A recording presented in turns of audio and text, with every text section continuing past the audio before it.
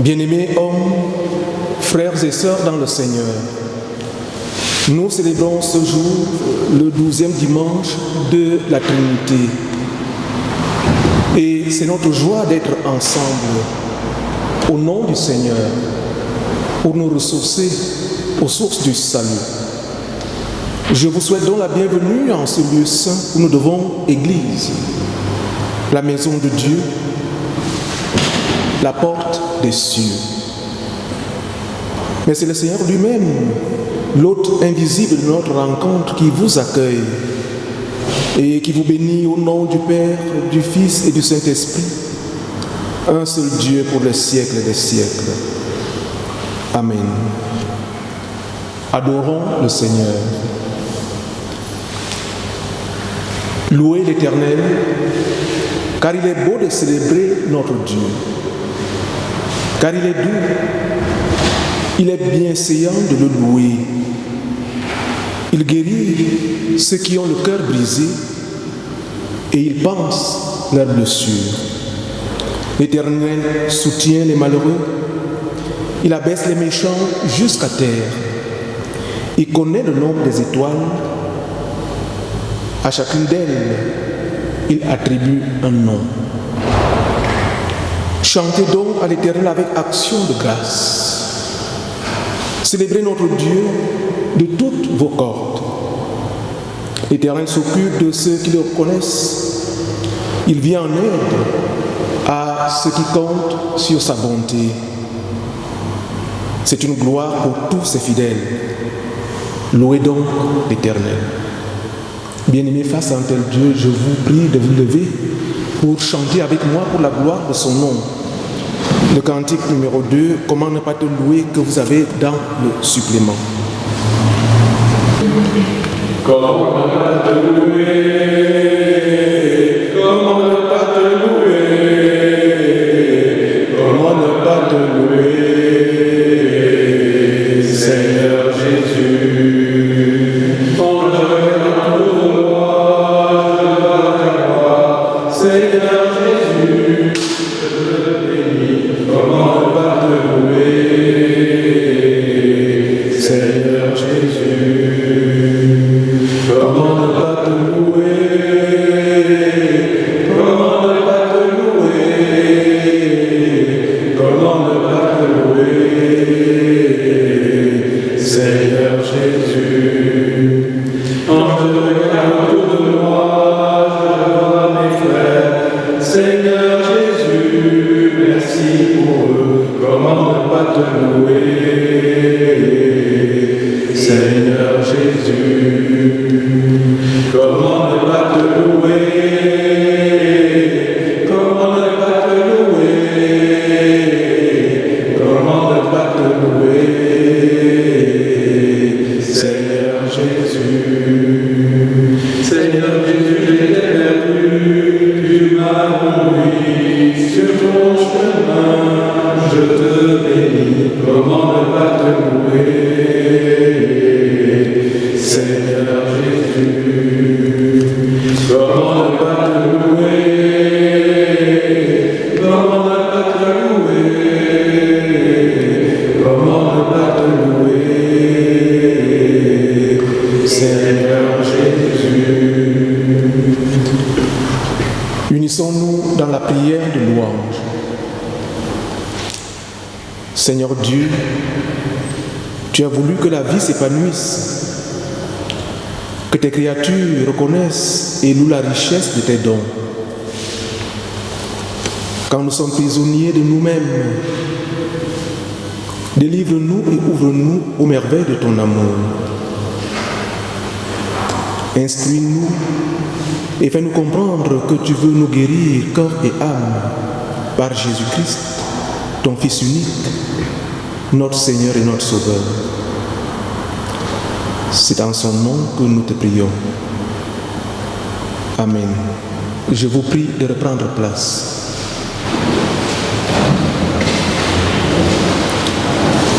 Écoutons, bien-aimés, dans le recueillement, le cri accusateur du prophète au sujet du serviteur de l'Éternel.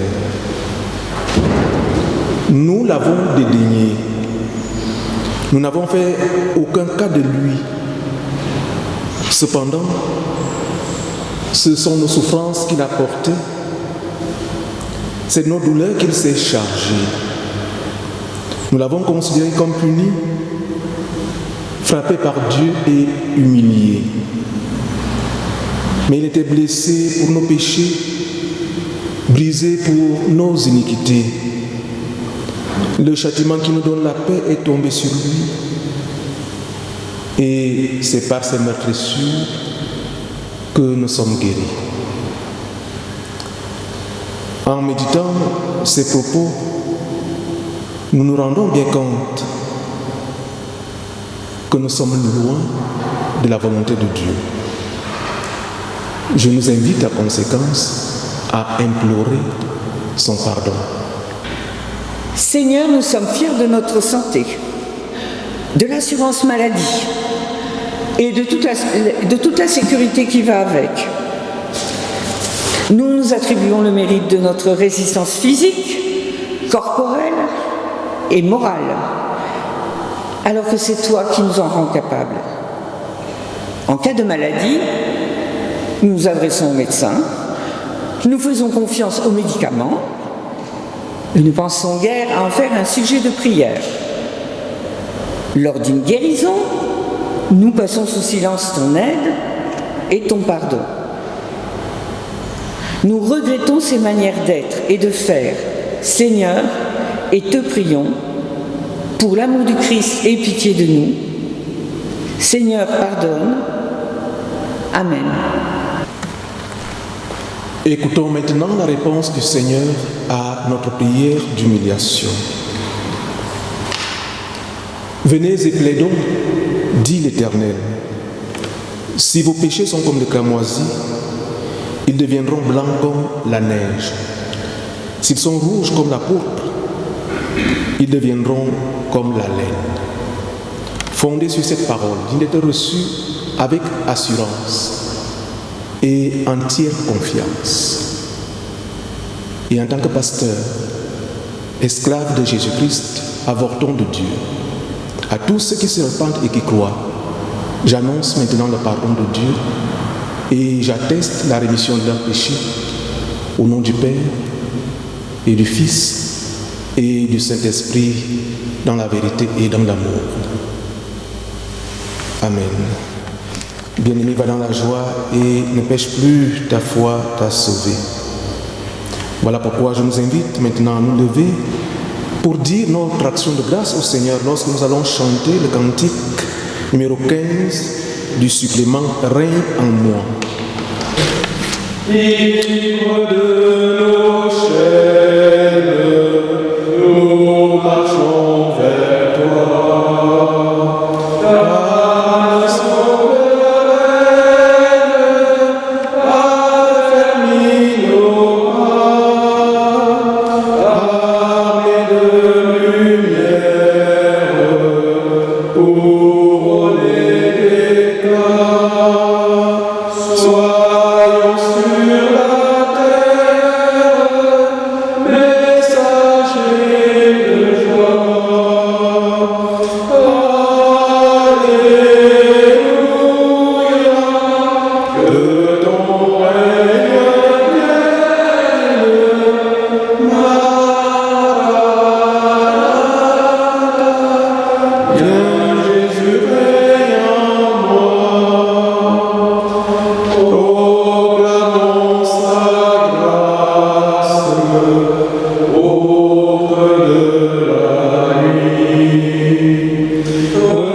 Recherchons sa face au cœur de sa vie. Célébrons sa gloire, bannissons la peur. Chantons sa victoire, Jésus est vainqueur. Alléluia, que ton règne vienne.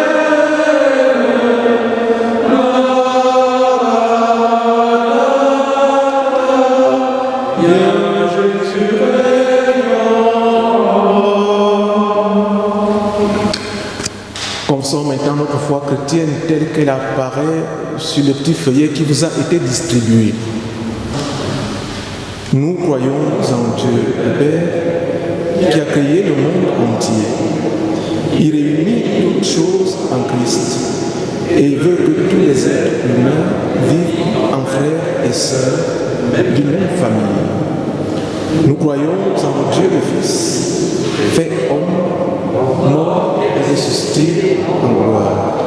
Il nous réconcilie avec Dieu, il renverse toutes les barrières d'origine et de religion, de culture et de classe. Il crée une humanité unie. Il est l'unique Seigneur qui a autorité sur tout. Il appelle chaque homme, la société, l'Église et l'État à la réconciliation et à l'unité, à la justice et à la liberté. Nous croyons en l'Esprit Saint, promesse du royaume qui vient. Il nous donne la force d'annoncer aux hommes et aux nations le jugement de Dieu et son pardon. Il nous donne le pouvoir d'aimer et de servir tous les hommes, de lutter pour la justice et pour la paix, et ainsi d'appeler dès aujourd'hui le monde entier à reconnaître le règne de Dieu. Amen. Seigneur, nous voici autour de ta parole. Ta parole est première. C'est elle qui convoque, c'est elle qui rassemble, c'est elle qui met en branle. Nous voulons t'écouter et nous ressourcer aux sources du salut, car ta parole est la vie éternelle.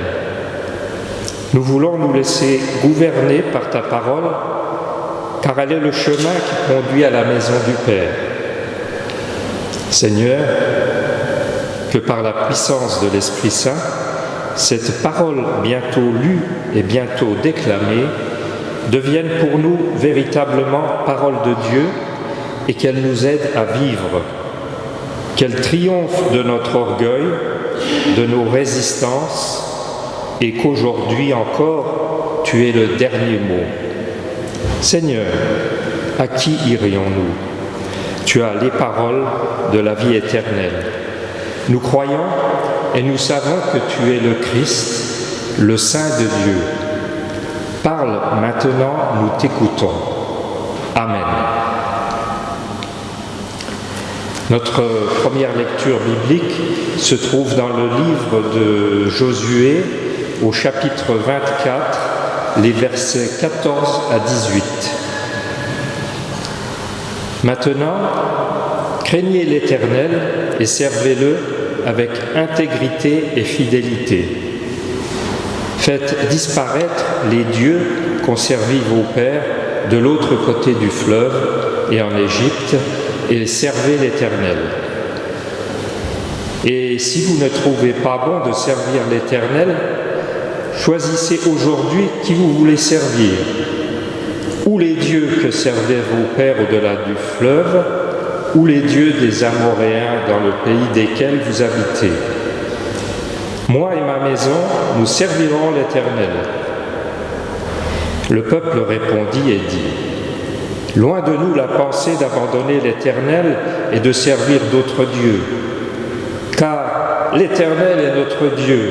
C'est lui qui nous a fait sortir du pays d'Égypte, de la maison de servitude, nous et nos pères. C'est lui qui a opéré sous nos yeux ces grands prodiges et qui nous a gardés pendant toute la route que nous avons suivie et parmi tous les peuples au milieu desquels nous avons passé. Il a chassé devant nous tous les peuples et les Amoréens qui habitaient ce pays. Nous aussi nous servirons l'Éternel, car il est notre Dieu. La deuxième lecture de ce jour se trouve dans Éphésiens 5, les versets 20 à 32.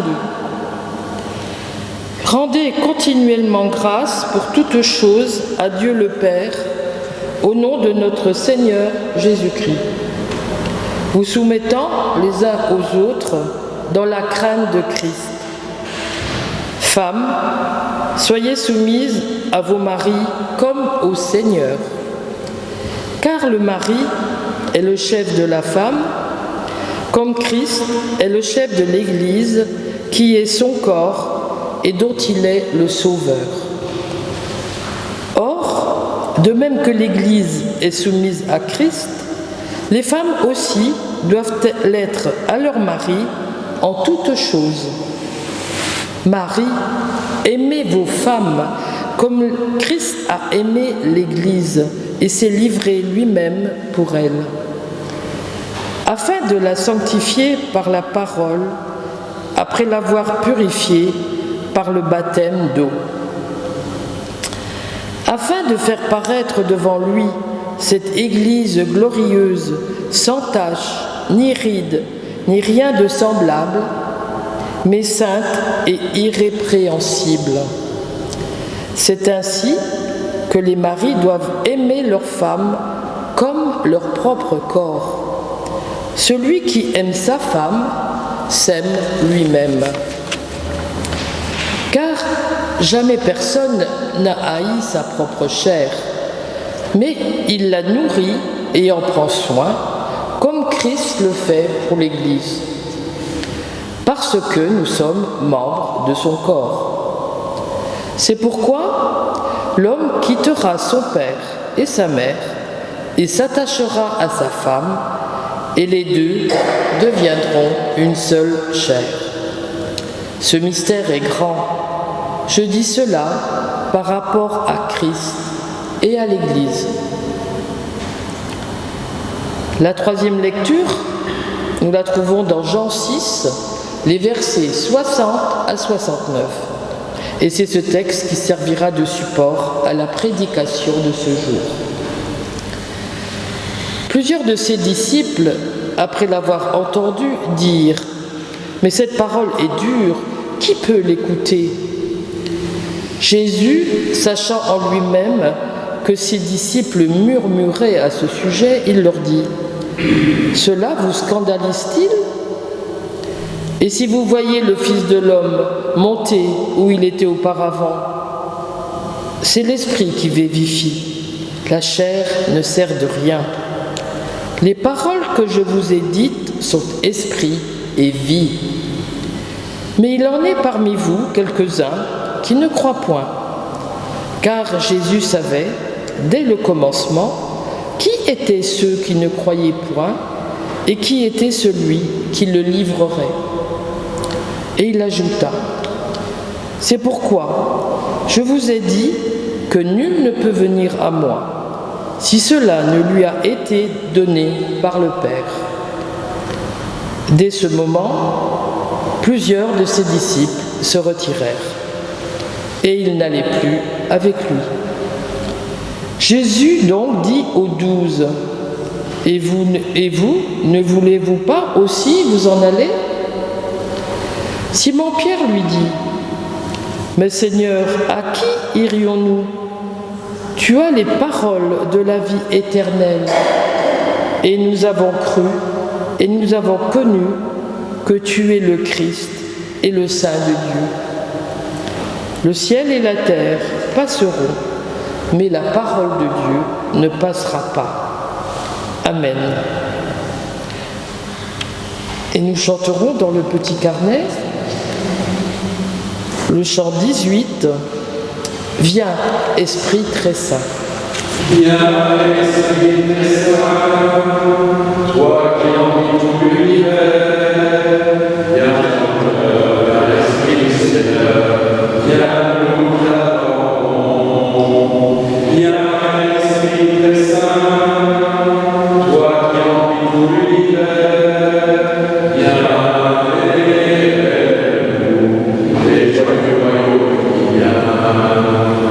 Esprit de feu, souffle de Vélo et l'ordinateur de vie. Par ta puissance, viens au cœur, viens nous réveiller. Viens, Esprit très saint, toi qui remplis tout l'univers, viens dans mon cœur, viens, Esprit du Seigneur, viens nous t'attendons. Viens, Esprit très saint, toi qui remplis tout l'univers,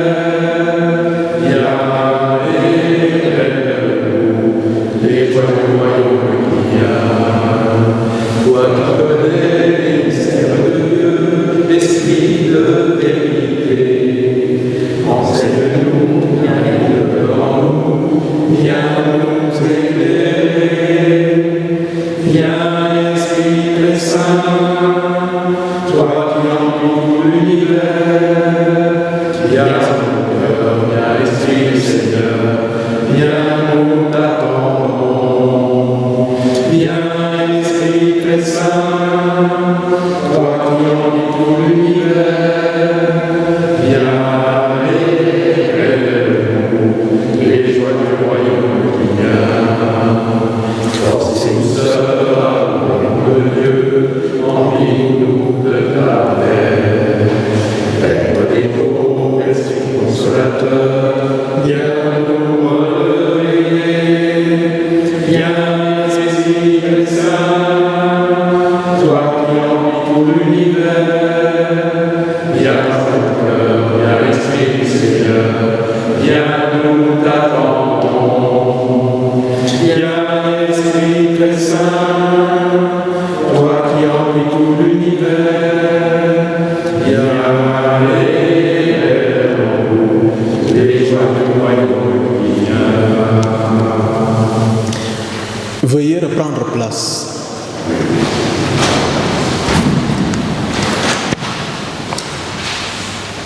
Jésus donc dit aux 12, « Et vous, ne voulez pas aussi vous en aller ?»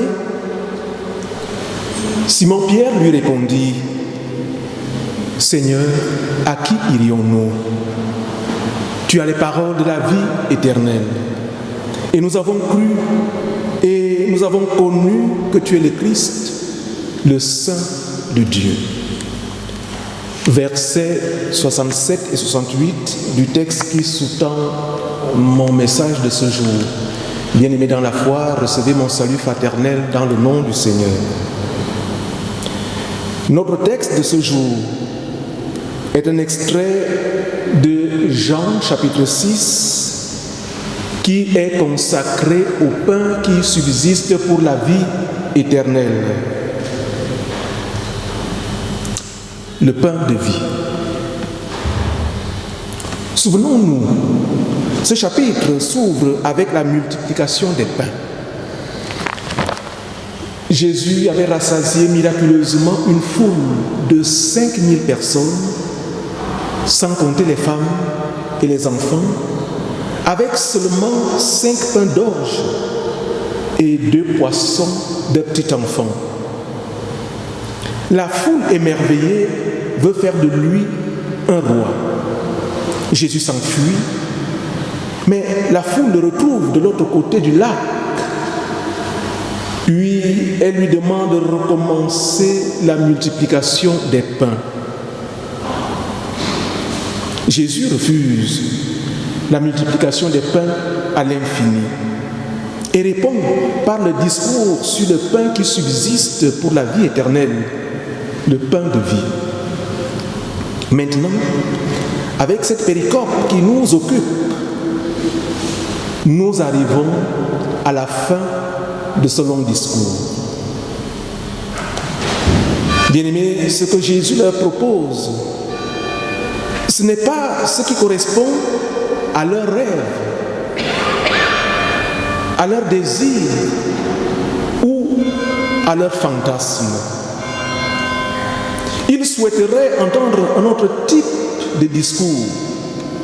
Et nous aussi, peut-être, nous souhaiterions parfois entendre quelque chose d'autre.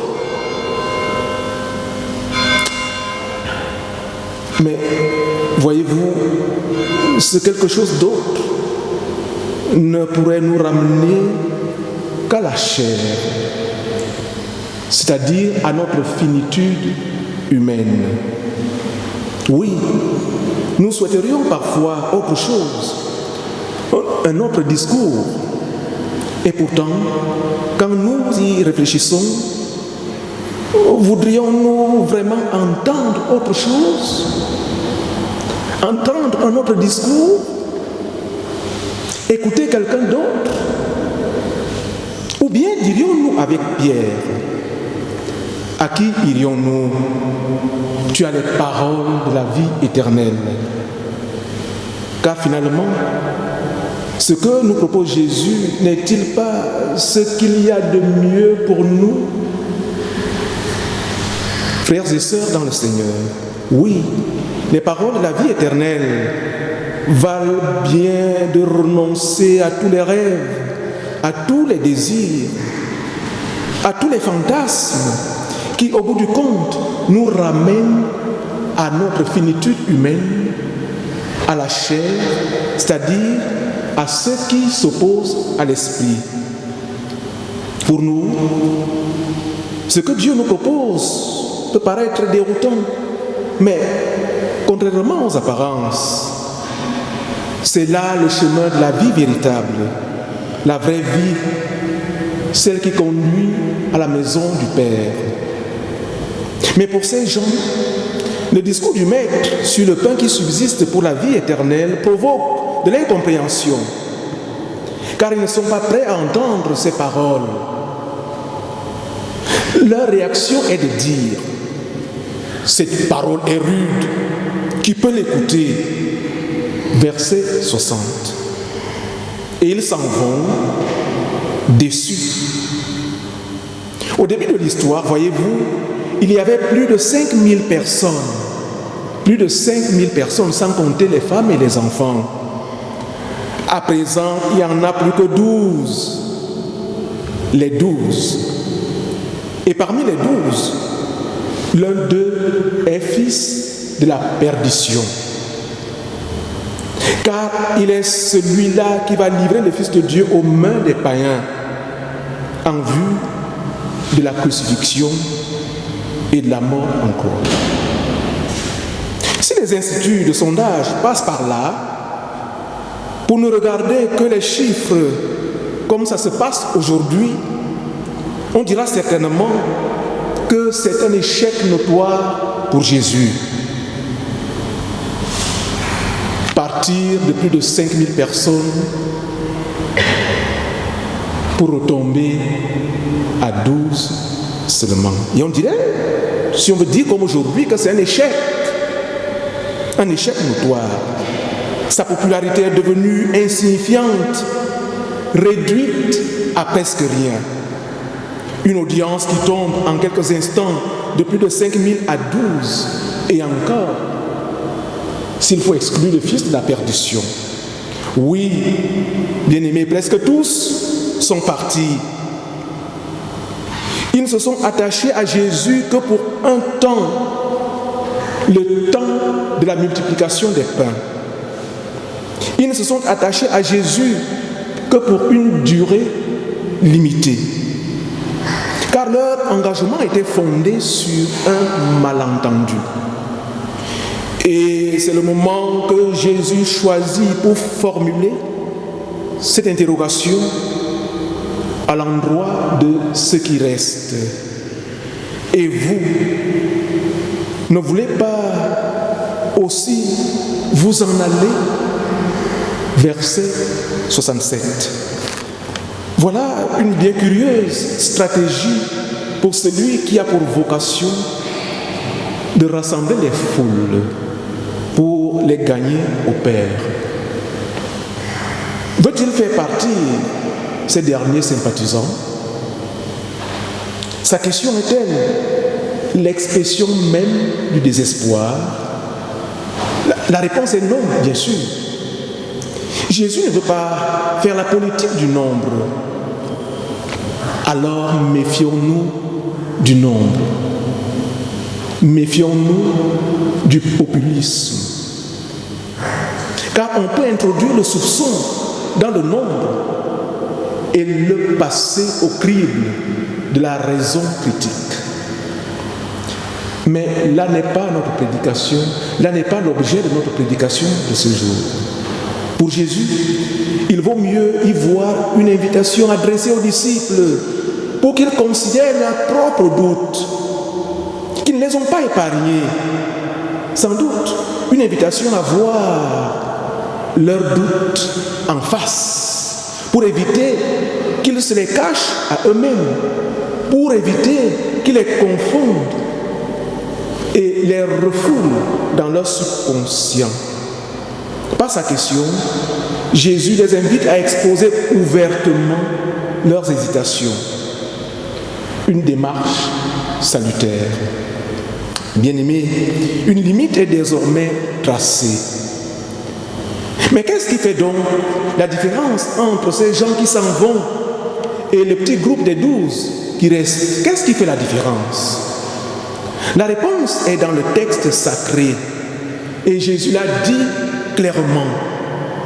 Il en est parmi vous qui ne croient pas. Ce qui fait donc la différence, ce n'est pas ce que ces gens auraient pu faire pour Jésus. Ce ne sont pas les mérites qu'ils pourraient faire prévaloir devant lui. Non, tout cela est ramené à zéro. Mais ce qui fait la différence, ce n'est rien d'autre que leur foi. La foi. Voilà le secret de la différence. Car Jésus vient de nous rejoindre dans notre finitude. Mais il la dépasse pour nous amener vers la vie. Et le canal qu'il utilise, c'est la vie, et c'est la foi. Le canal qu'il utilise, c'est bien la foi. C'est ce moment de clarification que Pierre saisit pour se positionner. Il prend à son compte la démarche que Jésus propose. Il affirme sa foi avec assurance. Seigneur, à qui irions-nous? Tu as les paroles de la vie éternelle. Et nous avons cru et nous avons connu que tu es le Christ, le Saint de Dieu. Bien-aimé, cette confession de Pierre est à la fois personnelle et communautaire. Et à ce titre, elle joue le même rôle que celle que nous disons chaque dimanche dans notre liturgie. Et comme nous l'avons fait il y a quelques instants. La confession de foi de Pierre donne une cohérence au petit groupe qui est en train de se constituer. Elle évite au petit groupe des apôtres de se déliter. Elle fédère le petit groupe naissant, appelé à prendre la relève à la suite du Maître en vue du prolongement et de la perpétuation de son œuvre, l'œuvre du Maître. C'est donc une confession de foi de Pierre qui fonde ce qui plus tard deviendra l'Église. Et dans cette confession de Pierre, quelque chose de capital est en gestation. C'est que les mots que Pierre utilise ont tout leur poids. Nous avons cru et nous avons connu, dit-il. Cela montre bien que la foi et la connaissance sont intimement liées et que c'est la foi qui entraîne la connaissance et non l'inverse. Il ne s'agit pas de savoir d'abord et de croire ensuite. Non, mais de croire d'abord.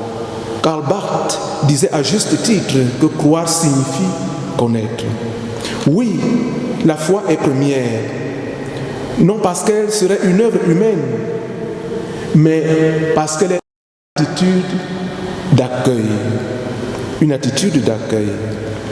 Cette attitude d'accueil et de confiance à l'égard de Jésus est la seule valable, la seule qui ouvre les portes de la connaissance et de la vie. En somme, nous avons vu que la foi qui suit Jésus, à cause de la mendication du pain, de la multiplication, s'est considérablement réduite. Mais peu importe, ce n'est pas le nombre qui compte. Ce qui pourrait être considéré comme un échec par un regard extérieur est en fait le chemin que trace la vérité et la vie. Jésus a dit la vérité à cette foule. Il a opéré un travail de clarification. La ligne de partage passe par la seule foi, la sola fide. Et la foule s'est divisée. Il y a eu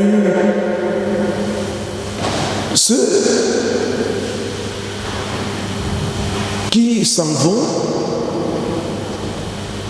il y a ceux qui restent et qui se reconnaissent dans la déclaration de Pierre. Voilà comment la division s'est faite. Il y en a ceux qui sont partis et ceux qui ont fait la déclaration de Pierre la leur. Frères et sœurs dans le Seigneur, nous aussi, nous avons des décisions à prendre dans notre vie, dans les domaines personnels, familiaux, professionnels, politiques et que sais-je encore. Il arrive toujours un moment où il faut faire un choix plus ou moins difficile, un choix plus ou moins déterminant pour l'avenir. Les disciples de Jésus sont face à un choix qui leur semble difficile. Jésus a laissé partir beaucoup de ses disciples, car il ne cherche pas le nombre, mais des hommes et des femmes prêts à l'accompagner jusqu'au bout de son chemin. Quand Jésus multipliait le pain, il y avait quelque chose de grisant. Mais à l'heure de la fidélité quotidienne, à l'heure où il faut se baisser tous les jours pour prendre le temps de recueillir la manne de la journée, à l'heure où il faut être à l'écoute de l'esprit, les candidats se font moins nombreux, hélas. Voyez-vous, c'est le même type de choix que Josué, dans notre première lecture, propose au peuple d'Israël en route vers la terre promise. Josué ne leur dit pas « Choisissez Dieu et vous serez toujours vainqueurs, vous allez encore conquérir plus ». Il leur dit simplement « Regardez votre passé, votre histoire. Regardez comment Dieu a agi dans la vie de vos pères depuis Abraham, depuis Terah même, le père d'Abraham, qui était païen. Regardez l'action de Dieu et comprenez la valeur de sa parole. Comprenez la puissance de cette parole et vivez-en. Craignez le Seigneur et servez-le avec intégrité et avec loyauté. Oubliez les dieux qu'ont servi vos pères en Égypte et servez le Seigneur. Mais s'il ne vous plaît pas de servir le Seigneur, choisissez aujourd'hui à quel autre Dieu vous rendrez votre culte.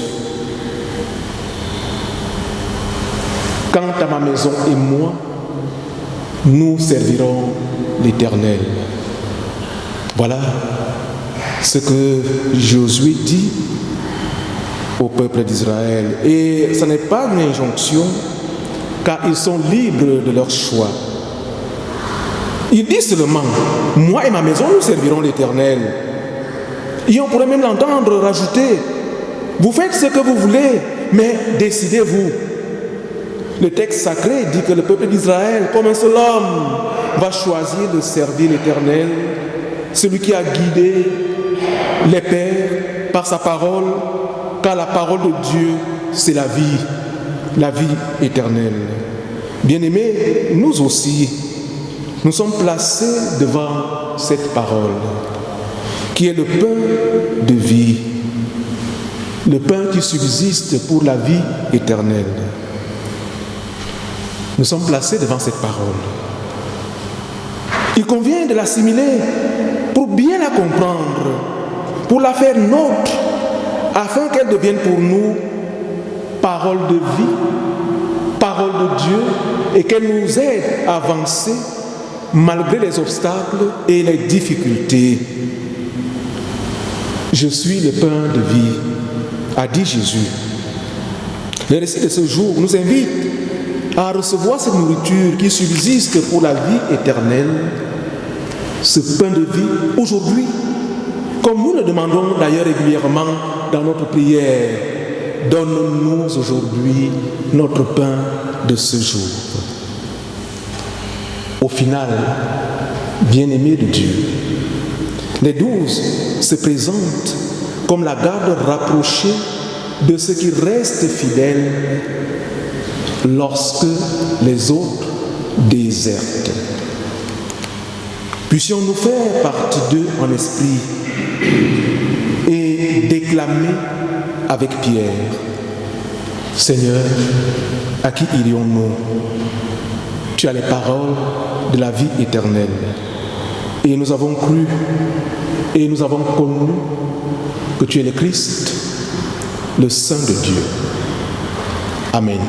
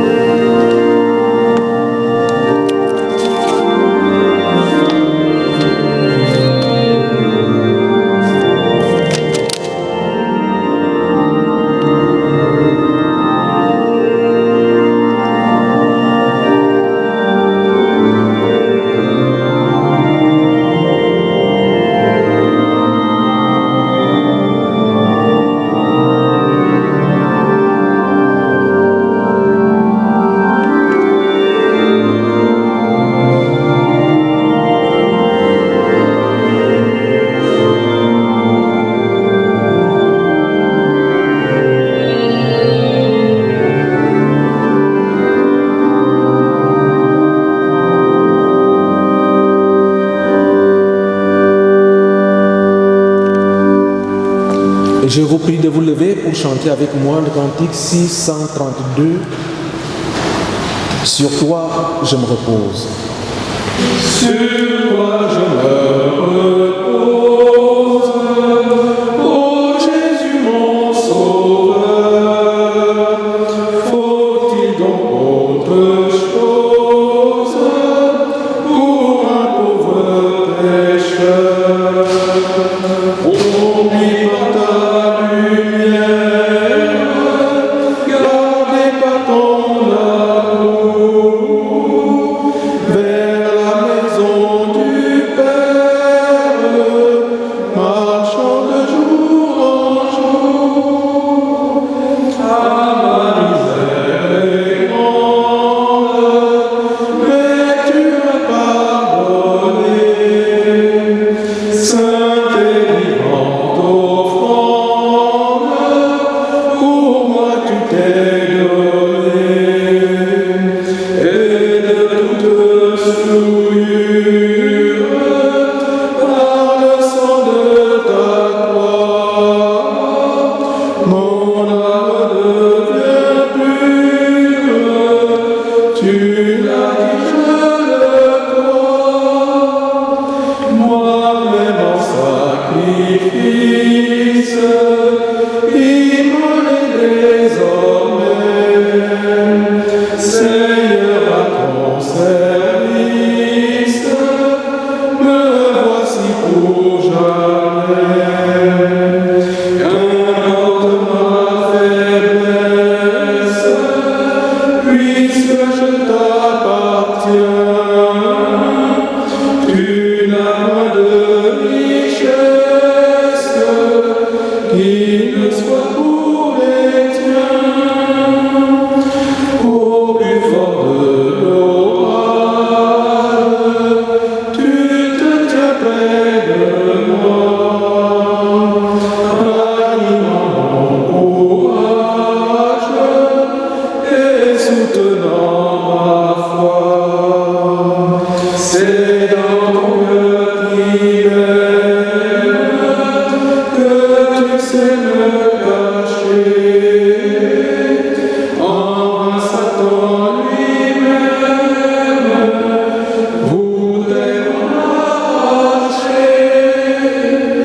Sur toi je me repose, ô Jésus mon Sauveur.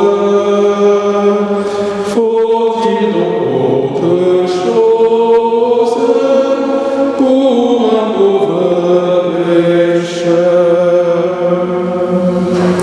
Et je vous prie de reprendre place. D'abord, merci à vous tous d'être venus si nombreux ce matin. Puis vous l'avez remarqué, même si nous sommes nombreux, les rangs sont quand même clairsemés. Nous n'avons pas d'organiste, nous n'avons pas de trompettiste. nous n'avons personne non plus pour faire la vidéoprojection. Donc, comme le disait Alexis tout à l'heure, on fait avec les moyens du bord, comme au Cameroun. Voilà, donc en tous les cas, merci de votre participation. Concernant Thionville, pas d'annonce particulière, les activités sont de repos toute la semaine. Je pense que pour Yutz, c'est pareil, sauf le groupe Gospel qui continue ses répétitions, donc le samedi au temple de Yutz, je crois à 15h30, si ma mémoire est bonne. Pardon ? Ah donc pas samedi prochain, donc c'est relâche aussi samedi prochain. Merci André, merci de la précision. Voilà. Dimanche prochain, nous aurons culte à Yutz à 10h30. C'est le dernier culte de cet été que nous faisons en commun et que nous avons donc en alternance entre les paroisses de Yutz et Thionville. Donc pas de culte à Thionville dimanche prochain, mais culte à Yutz à 10h30. Voilà. Concernant l'offrande, elle sera recueillie donc à la sortie de ce culte, aux entrées du temple, comme habituellement. Période de Covid oblige, nous ne passons pas avec les corbeilles dans les rangs. Nous comptons sur votre générosité et sur tout ce que vous pouvez effectivement, toute forme de contribution que vous pouvez donner à la vie de notre paroisse, vie active. Vous voyez que même en contribution, ça peut être une présence, ça peut être un chant, ça peut être une musique, ça peut être un organiste, un trompettiste, un vidéoprojectionniste. Voilà. Tout ça, c'est important pour que notre communauté puisse également vivre. Avant la prière d'intercession, je voudrais échanger avec vous le fil rouge de cette semaine qui concerne, vous en doutez, l'Afghanistan. Après les événements qui se sont passés donc, depuis le début de cette semaine avec l'entrée des talibans à Kaboul. Et Portes Ouvertes nous dit simplement, en tous les cas, le responsable Portes Ouvertes pour l'Asie partage son sentiment avec nous et sa tristesse en disant « Nous avons le cœur brisé, nous savions que cela pouvait arriver, nous ne sommes pas surpris, mais cela ne rend pas la douleur moins grande. » L'Afghanistan est situé à la 2e position du classement de l'index des persécutions tenu donc par Portes Ouvertes dans le monde. Et face à l'ampleur de la situation, la réponse la plus urgente et la plus puissante à apporter est celle de la prière.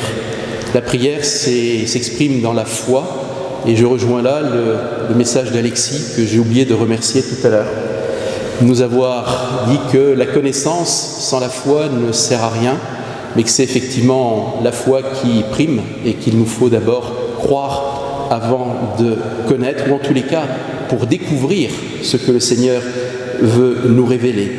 Et donc dans cette prière, Portes Ouvertes nous propose 5 sujets afin de nous tenir aux côtés donc, des âmes abattues d'Afghanistan. Les sujets sont les suivants. Prions pour que les disciples du Christ dans ce pays expérimentent le courage, la sagesse et la paix de Dieu malgré ces temps incertains. Prions pour la protection et la provision de Dieu envers les Afghans qui fuient au Moyen-Orient et dans le monde. Prions pour les femmes afghanes qui redoutent de perdre leur droit à l'éducation et pour la protection de celles qui étaient impliquées dans ce domaine ces dernières années. Prions pour les malades. Bien que les médias internationaux n'en parlent pas assez, les cas de Covid explosent dans le pays et les hôpitaux sont limités dans ce qu'ils peuvent offrir. Prions pour que le système de santé ne s'effondre pas. Prions aussi pour que le pays ne soit pas un refuge pour les extrémistes et qu'il n'accueille pas une nouvelle génération de groupes terroristes. Voilà, tous ces sujets sont confiés à nos prières pour aujourd'hui et pour les jours qui viennent. Intercédons maintenant auprès du Seigneur. Seigneur, tu fais appel à nous pour évangéliser le monde. Tu nous as donné pour ce faire l'intelligence et l'imagination nécessaires. Et tu aimes ceux qui savent se décider et s'engager.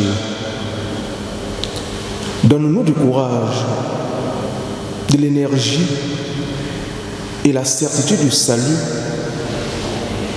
afin que ton Église mette en valeur tous les dons que tu as si largement distribués. Nous te présentons toutes les nations du monde Nous te prions pour toutes celles que tu nous mets en mémoire, ici et maintenant. Notamment l'Afghanistan, avec l'avènement des talibans, qui sont la terreur des femmes. Le règne de toutes les exactions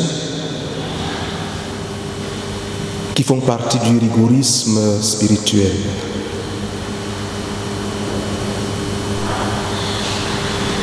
Oh Dieu, prends pitié de ce pays.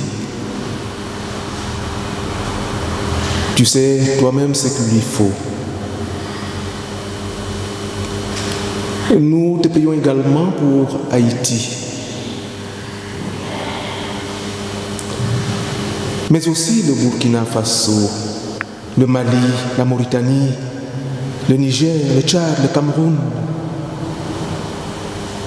Nous te remettons tous ces êtres humains que tu considères comme tes enfants. Que ta lumière illumine les temps à venir pour toutes ces nations. Que ta parole retentisse pour annoncer la paix. Nous élevons à toi celles et ceux qui ont dit oui à ton appel et qui témoignent de ton amour là où ils se trouvent. Que chacun reçoive de toi force et joie pour accomplir sa mission, particulièrement dans les lieux où règne la guerre et la violence. Nous élevons à toi chaque personne en souffrance, chaque être humain habité par le désespoir et le chagrin, car tu ne prends pas seulement soin de ton peuple, mais de toute créature. Soutiens le malade et le mourant, et donne-nous la parole qui exprime ce soutien. Accompagne l'endeuillé et rends-nous présents à sa peine. Encourage le chômeur, celui ou celle qui se sent inutile, oublié, sans importance, et apprends-nous à partager son souci. Conduis tous les enfants dans l'espérance par ton esprit et aide-nous à transmettre ta promesse avec fidélité en mettant l'évangile au cœur de la vie du monde. Nous te remettons celles et ceux qui nous sont chers, qui nous sont proches, que nous vivions avec eux dans la compréhension et l'amour. C'est notre prière au nom de Jésus-Christ. Amen. Levons-nous maintenant pour dire ensemble la prière que nous tenons du Seigneur. Notre Père, qui es aux cieux, que ton nom soit sanctifié, que ton règne vienne, que ta volonté soit faite sur la terre comme au ciel. Donne-nous aujourd'hui notre pain de ce jour. Pardonne-nous nos offenses, comme nous pardonnons aussi à ceux qui nous ont offensés. Et ne nous laisse pas entrer en tentation, mais délivre-nous du mal. Car c'est à toi qu'appartient le règne, la puissance et la gloire pour les siècles des siècles. Amen. Recevez maintenant la bénédiction de la part du Seigneur. Que l'Éternel te bénisse et qu'il te garde. Que l'Éternel fasse luire sa face sur toi et qu'il t'accorde sa grâce. Que l'Éternel tourne sa face vers toi et qu'il te donne sa paix. Partez maintenant. Vous êtes aimés de Dieu. Vous êtes bénis de Dieu. Amen. Et chantons pour terminer le cantique 882. Que la grâce de Dieu,